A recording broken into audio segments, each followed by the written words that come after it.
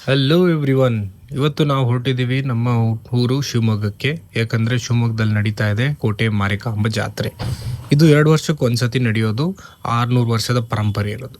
ಶಿವಮೊಗ್ಗಕ್ಕೆ ಹೊರಟೋಕೆ ಮುಂಚೆ ತುಮಕೂರಲ್ಲಿ ಒಂದು ಸ್ಟಾಪ್ ಹಾಕಿದ್ವಿ.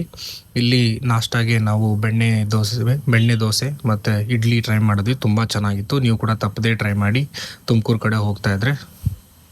ಇವಾಗ ಬಿಸಿಲುಗಾಲದಲ್ಲಿ ಎಷ್ಟು ನೀರು ಕುಡಿದ್ರೂ ಸಾಲಲ್ಲ, ಹಾಗಾಗಿ ಎಳ್ನೀರಿಗೆ ನಾವು ನಿಲ್ಲಿಸಿದ್ವಿ. ಎಳ್ನೀರು ತುಂಬ ಸ್ವೀಟಾಗಿತ್ತು, ಆದರೆ ರೇಟ್ ಮಾತ್ರ ಜೋಬ್ ಖಾಲಿ ಮಾಡೋ ಥರ ಇತ್ತು. ಶಿವಮೊಗ್ಗಕ್ಕೆ ಹೊರಡೋವಾಗ ಅಡಿಕೆ ತೋಟ ನಿಮಗೆಲ್ಲರಿಗೂ ಗೊತ್ತಿರೋದೆ.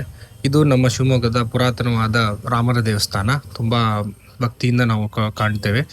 ಶಿವಮೊಗ್ಗದ ಕೋಟೆ ಮಾರಿಕಾಂಬ ಜಾತ್ರೆ ಪ್ರತಿ 2 ವರ್ಷಕ್ಕೆ ಒಮ್ಮೆ ನಡೆಯುತ್ತೆ. ಪ್ರತಿ 2 ವರ್ಷಕ್ಕೆ ಅಮ್ಮವರ ಮೂರ್ತಿಯನ್ನು ಕೆತ್ತಲಾಗುತ್ತೆ. 4 ಜನ ಇರುವ ಈ ಜಾತ್ರಾ ನಂತರ ಅಮ್ಮವರನ್ನು ಕಾಡಿನಲ್ಲಿ ಬಿಡುತ್ತಾರೆ.